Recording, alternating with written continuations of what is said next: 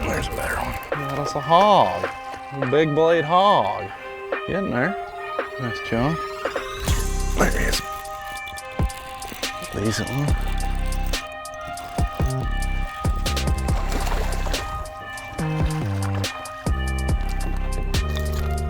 Decent little fish on the big blade. Spring in Florida. Nice little chunk, pre-spawn fish. Just off a little hydrilla point. This lake round's full of little pockets that they probably spawn in, and then not much for offshore stuff. Handful of points and a good hydrilla on them, and seems like, I don't know if it's a little cold this morning or what, but the fish seem to be down a little bit, so kind of just worming this bait through the grass. This lake's got a little bit off-color water in it, so that's where I like to reach for that big blade. It's got a lot harder thump than a traditional chatterbait. Just kind of crawling it around through the hydrilla, ripping it. I'll switch to a little heavier bait here. Seems like the fish are down a little lower.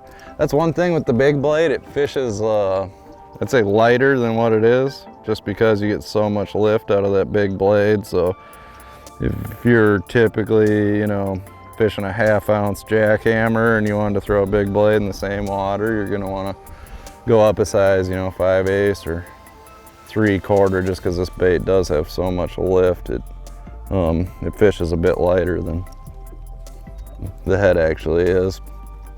So, and they come in 1/2 ounce, 5/8, and 3/4. So, you know, if you're fishing a 3/8 jackhammer, you'd probably want to fish a 1/2 or 5/8 ounce big blade. Just trimming up the skirt here before we tie on a new one. Every chatterbait I fish, this is how I trim them. I flip the skirt upside down and you know, just cut her even with the top of the blade. Maybe round it a little. Gives the skirt kind of a better profile, I think. Shorten it up a little bit, and then we're gonna top her off with the green pumpkin razor shad right there. Pretty deadly Florida combo. Black, blue, green pumpkin, kind of the best of both worlds all in one. Shove that up there and good to go.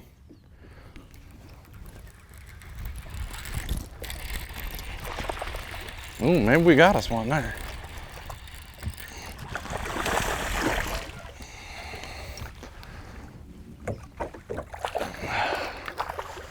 Nice little chunk.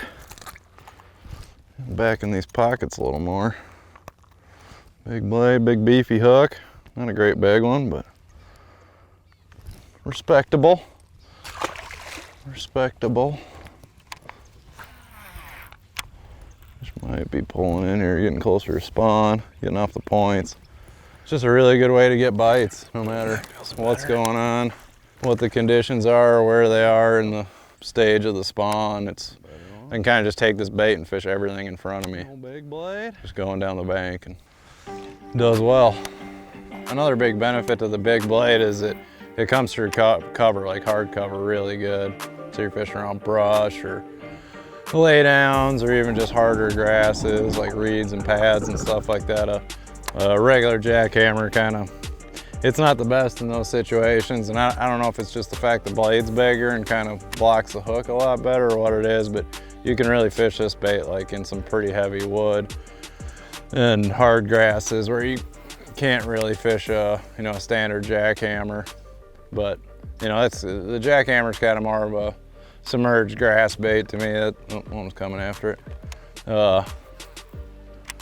You know, you kind of wanted to get hung up in those softer grasses like the hydrillas and the milfoils and stuff like that, eelgrass, because then you can rip it out and get a reaction bite.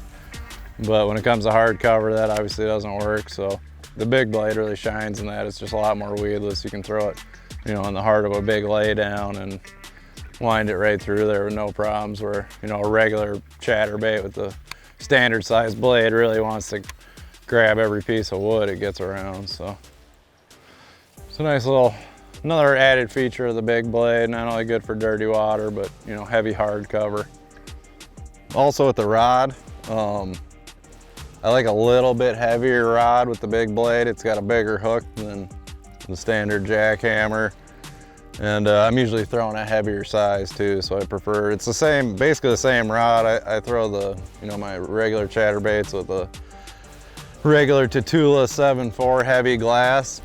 This is a BLX 7.4 heavy glass, but it's a stiffer rod. It's the same model, but in this lineup, it's a quite a bit stiffer rod than the regular Tatula. So up that a little bit, and then you know, as far as line goes, it's pretty much 20-pound fluoro for me, or this bait actually gets a pretty violent shake on it with straight braid. So, and that's another good scenario for the big blade. If you get in a, you know, an area where the water got real dirty, blown out with rain, you can fish them on straight braid. You don't need to throw them on fluoro, like a 30-pound braid, and the thing will just shake your teeth out when you're reeling it in. So depending on what you're trying to get out of the bait.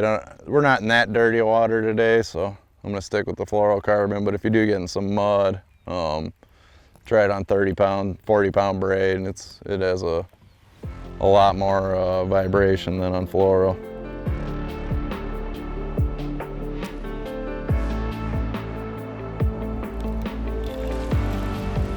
That feels better.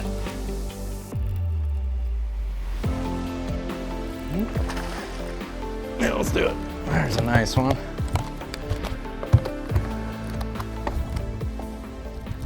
Nice one on the big blade. The razor shad. Deadly combo. Anytime you're fishing dirty water or heavy cover, heavy hard cover, that big blade's a good option. Nice bass.